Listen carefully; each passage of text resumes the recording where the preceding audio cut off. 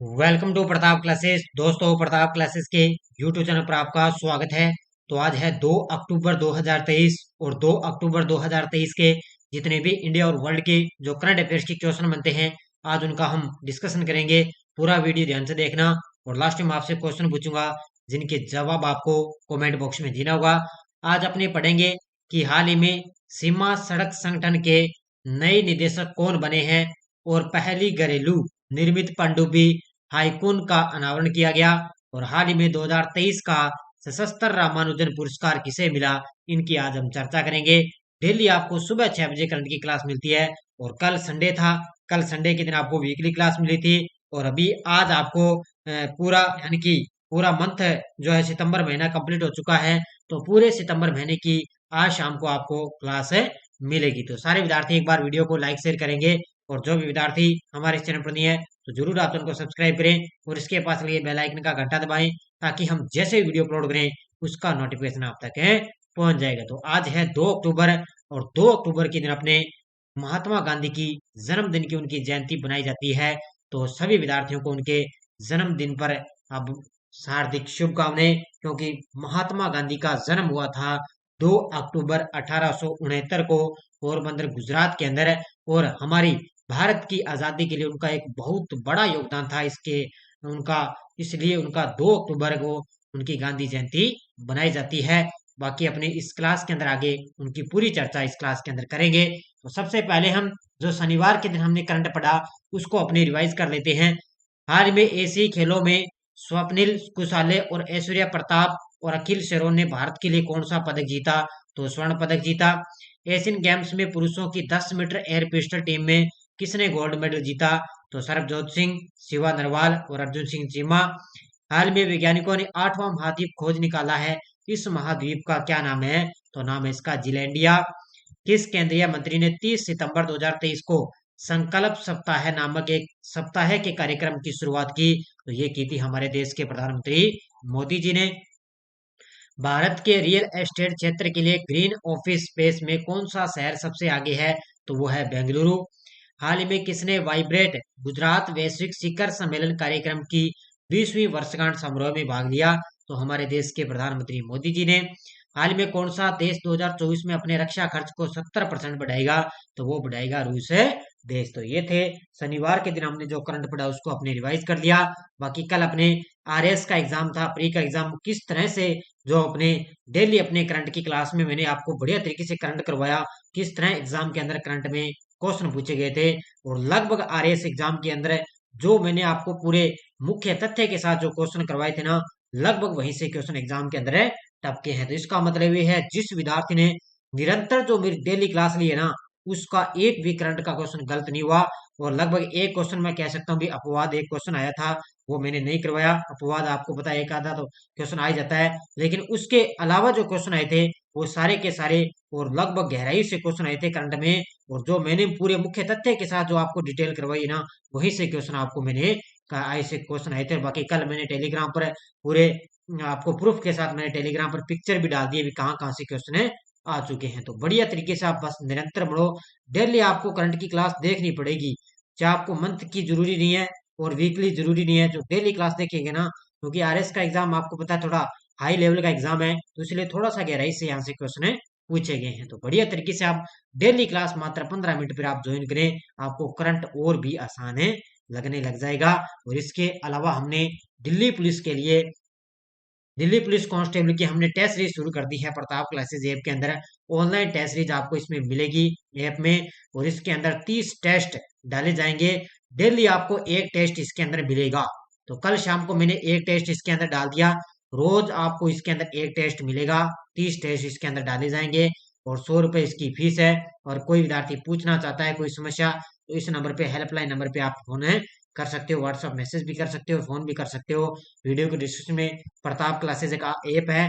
बाकी आपको daily test इसके अंदर मिलता रहेगा। तो 30 टेस्ट आपको मिलेंगे।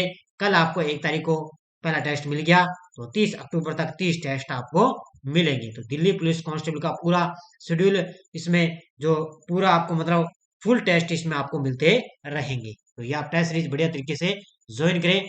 पहला क्वेश्चन देखो आपके सामने, हाल में सीमा सड़क संगठन के नए निदेशक का पदभार किसने संभाला है? हाल में सीमा सड़क संगठन के नए निदेशक का पदभार किसने संभाला? तो ये बन चुके हैं रघु श्रीनिवासन। ऑप्शन नंबर 1 कौन बन गए? लेफ्टिनेंट जनरल रघु श्रीनिवासन है। ये अब सीमा सड़क संगठन के नए निदेशक का इन्होंने पदभार है संभाल लिया है। ये तस्वीर के अंदर आप देख सकते हो, ये है रघु श्रीनिवासन। देखो, भारतीय थल सेना के वरिष्ठ अधिकारी लेफ्टिनेंट जनरल रघु श्रीनिवासन ने सीमा सड़क संगठन बीआरओ के नए निदेशक का पदभार इन्होंने संभाल लिया है। उन्होंने सेवानिवृत्त हुए और निदेशक लेफ्टिनेंट जनरल राजीव चौधरी का स्थान लिया है। तो पहले कौन थे? राजीव चौधरी थे, लेकिन अब कौन बन गए? सीमा संगठन के निदेशक हैं, तो ये जनरल रघु श्रीनिवासन बन चुके हैं। श्रीनिवासन अब तक पूना स्थित मिलिट्री इंजीनियरिंग कॉलेज के ये कमांडेंट थे और वे अब बीआरओ के 28वें निदेशक नियुक्त किए जा चुके हैं। ये जो जितने भी मैं मुख्य तथ्य के साथ आपको जो डिटेल करवाता हूँ ना, इनको आप बढ़िया तरीके से पढ़ा करो। अब जैसे ये पॉइंट आपके लिए शानदार है कि ये बीआरओ के 28वें निदेशक नियुक्त हुए हैं, तो एग्जाम के अंदर पूछा जा सकता है कि रघु श्रीनिवासन सीमा संगठन के कौन से नंबर के निदेशक बने? तो ये 28वें नंबर के निदेशक बन चुके हैं। एशियाई खेलों में रोहन बोपन्ना और ऋतुजा भोसले ने किस खेल में स्वर्ण पदक जीता है? तो आपको पता है एशियाई खेल अभी वर्तमान में भी चल रहे हैं और धीरे धीरे भारत भी इसके अंदर लगातार स्वर्ण पदक जीतते आ रहा है। तो एशियाई खेलों के अंदर रोहन बोपन्ना और ऋतुजा भोसले ने खेल के अंदर उन्होंने भी स्वर्ण पदक जीता। तो किसके अंदर जीता है इन्होंने? टेनिस के अंदर। किसके अंदर जीता? टेनिस के अंदर इन्होंने स्वर्ण पदक जीता, यानी कि पहली बार टेनिस के अंदर स्वर्ण पदक किसने दिलाया? तो रोहन बोपन्ना और ऋतुजा भोसले ने। ये तस्वीर के अंदर आप देख सकते हो, ये देखो इन्होंने स्वर्ण पदक दिलाया है किसके अंदर? टेनिस के अंदर। देखो, एशियन गेम्स 2023 में भारत की झोली में एक और गोल्ड आया है। टेबल टेनिस में रोहन बोपन्ना और ऋतुजा भोसले की जोड़ी ने मिक्स डबल्स इवेंट में भारत को गोल्ड मेडल दिलाया। अब तक भारत ने 10 स्वर्ण पदक, 14 रजत और 14 कांस्य से कुल 38 पदक जीतकर भारत चौथे स्थान पर चल रहा है। भारत का अब की बार चौथा स्थान पे आ चुका है। टोटल भारत ने अब तक 38 पदक जीत लिए और चीन इसके अंदर पहले स्थान पर चल रहा है। तो चीन पहले स्थान पर है और भारत का इसमें अब तक चौथा स्थान है, क्योंकि 8 अक्टूबर को इसका फाइनल होगा ना, तब पता चलेगा भी एशियन गेम्स में कितने सबसे ज्यादा पदक जीते हैं। हाल में किस देश ने अपने घरेलू निर्मित पनडुब्बी हाइकून का अनावरण किया है? हाल ही में किस देश ने अपनी पहली घरेलू निर्मित पनडुब्बी हाइकून का अनावरण किया? और ये किया है ताइवान देश ने। किसने किया है? ताइवान देश ने। ये तस्वीर के अंदर आप देख सकते हो, ये है पनडुब्बी जिसका नाम है हाइकून और इसका अनावरण किया है ताइवान देश ने। देखो, पूर्वी एशिया में एक स्वशासित द्वीप है ताइवान ने अपनी पहली घरेलू रूप से निर्मित पनडुब्बी जिसका नाम हाइकून रखा गया और इसका अनावरण किया गया। संभावित चीनी हमले के वर्तमान खतरे के खिलाफ अपनी रक्षा को मजबूत करने के लिए इसको निर्माण किया गया, तो इसका अनावरण किया गया। यानी कि चीनी हमले के वर्तमान जो खतरा ताइवान के ऊपर मंडरा रहा है, तो उसके खिलाफ अपनी रक्षा के लिए इस पनडुब्बी का अनावरण किया गया है। तो इस पनडुब्बी का नाम आपको याद रखना है, हाइकून इसका नाम रखा गया है। नेक्स्ट देखो, हाल में 2023 का सशस्त्र रामानुजन पुरस्कार किसे मिला है? हाल में 2023 का सशस्त्र रामानुजन पुरस्कार किसे मिला? और ये मिला है रुई किस्यांग जांग। ऑप्शन नंबर डी किसको मिला है? तो ये मिला है रुई किस्यांग जांग। तो इनका नाम थोड़ा सा कठिन है, ये तस्वीर के अंदर आप देख सकते हो, ये है रुई किस्यांग जांग और इनको 2023 का सशस्त्र रामानुजन पुरस्कार इनको मिला है। देखो, ये अमेरिका के बर्कले स्थित कैलिफोर्निया विश्वविद्यालय में सहायक प्रोफेसर थे, गणितज्ञ हैं ये। रुई किस्यांग जांग को प्रतिष्ठित 2023 सशस्त्र रामानुजन पुरस्कार के रूप में इनको प्राप्तकर्ता के रूप में इनको चुना गया। तो आपको इतना याद रखना है कि अमेरिका के ये कैलिफोर्निया विश्वविद्यालय के अंदर ये सहायक प्रोफेसर है, गणितज्ञ भी है। कौन है? रुई किस्यांग जांग और उनको 2023 का सशस्त्र रामानुजन पुरस्कार मिला है। हाल में 2 अक्टूबर 2023 को महात्मा गांधी की कौन सी जयंती मनाई जाएगी? तो आज आपको पता है 2 अक्टूबर है और 2 अक्टूबर के दिन महात्मा गांधी की जयंती बनाएगी। तो अब की बार कौन सी जयंती इनकी बनाएगी? तो ध्यान रखना, इनकी 154वीं जयंती बनाएगी है। यहाँ पर ऑप्शन में है नहीं, यहाँ पे 153 की जगह 154 कर सकते हो, तो 154वीं इनकी जयंती अब की बार बनाई जाएगी। आज 2 अक्टूबर है और 2 अक्टूबर के दिन 154वीं जयंती इनकी बनाई जाएगी। तो उसका उत्तर सी हो जाएगा, यहाँ पर 154 कर लेना। देखो, मुख्य तथ्य गांधी जयंती हर साल 2 अक्टूबर को मनाई जाती है और भारत और दुनिया भर का में गहरा इनका महत्व का दिन है। मोहनदास करमचंद गांधी की 154वीं जयंती का ये प्रतीक है, जिन्हें महात्मा गांधी बापू या राष्ट्रपिता के रूप में इनको जाना जाता है। इनकी बापू के नाम से इनको जाना जाता है। एक तारीख, एक घंटा, एक साथ, ये अब की बार इसकी थीम है 2 अक्टूबर गांधी जयंती के लिए। थीम क्या है? एक तारीख, एक घंटा, एक साथ, ये अब की बार इसकी थीम है। और 30 जनवरी 1948 को नाथूराम गोडसे ने महात्मा गांधी की हत्या की थी। तो 2 अक्टूबर 1869 को इनका जन्म हुआ और 30 जनवरी 1948 को इनका निधन हुआ था। तो इनकी थीम याद रखना, एक तारीख, एक घंटा और एक साथ। तो अब की बार इनकी थीम रही है और अब की बार 154वीं जयंती इनकी बनाई जाएगी। नेक्स्ट है, हाल में किस शहर में देश के पहले कार्टोग्राफी संग्रहालय का उद्घाटन हुआ है? हाल ही में किस शहर में देश के पहले कार्टोग्राफी संग्रहालय का उद्घाटन हुआ? और ये हुआ है मसूरी के अंदर। कहाँ पर हुआ है? उत्तराखंड के अंदर एक शहर है मसूरी, वहां पर क्या देश के पहले कार्टोग्राफी संग्रहालय का उद्घाटन हुआ है। तस्वीर के अंदर आप देख सकते हो, ये देखो इस तरह कार्टोग्राफी संग्रहालय का उद्घाटन हुआ है। कहाँ पर है? मसूरी के अंदर। देखो मुख्य तथ्य, उत्तराखंड के पर्यटन और संस्कृति मंत्री हैं सतपाल महाराज ने विश्व पर्यटन दिवस के अवसर पर उत्तराखंड के मसूरी के सुरम्य शहर में जॉर्ज एवरेस्ट कार्टोग्राफी संग्रहालय का उन्होंने उद्घाटन किया। तो याद रखना, देश का पहला ये एक मसूरी के अंदर जॉर्ज एवरेस्ट कार्टोग्राफी संग्रहालय का उद्घाटन किया गया है। कहाँ पर है? उत्तराखंड के अंदर मसूरी शहर में। नेक्स्ट है, हाल में किसने संघ लोक सेवा आयोग के सदस्य के रूप में पद और गोपनीयता की शपथ ली है? तो अभी हाल ही में एक नए व्यक्ति संघ लोक सेवा आयोग यानी कि यूपीएससी के नए सदस्य के रूप में उनको शपथ ली और उनका नाम है doctor Dinesh Das. Option number A, क्या नाम है? डॉक्टर दिनेश दास। इन्होंने क्या है? यूपीएससी के नए सदस्य के रूप में इन्होंने शपथ ली है। देखो, वानिकी और लोक सेवा में समृद्ध पृष्ठभूमि वाले प्रख्यात विद्वान डॉक्टर दिनेश दास ने हाल ही में संघ लोक सेवा आयोग यानी कि यूपीएससी के सदस्य के रूप में पद और गोपनीयता की इन्होंने शपथ ली है। और वर्तमान में यूपीएससी के अध्यक्ष है मनोज सोनी। और यूपीएससी की स्थापना कब हुई? 1 अक्टूबर 1926 को। तो कल 1 अक्टूबर को इनकी जो स्थापना दिवस मनाया गया यूपीएससी का, और 1 अक्टूबर 1926 के दिन इनकी स्थापना हो चुकी थी। नेक्स्ट है, हाल में प्रेस ट्रस्ट ऑफ इंडिया के निदेशक मंडल का अध्यक्ष किसे चुना गया है? हाल ही में प्रेस ट्रस्ट ऑफ इंडिया के निदेशक मंडल का अध्यक्ष नियुक्त किया गया है। किसको? ये किया गया K N Shanta Kumar. Option number D, किसको किया गया है? के एन शांता कुमार को प्रेस ट्रस्ट ऑफ इंडिया का निदेशक मंडल का इनको अध्यक्ष नियुक्त किया गया है।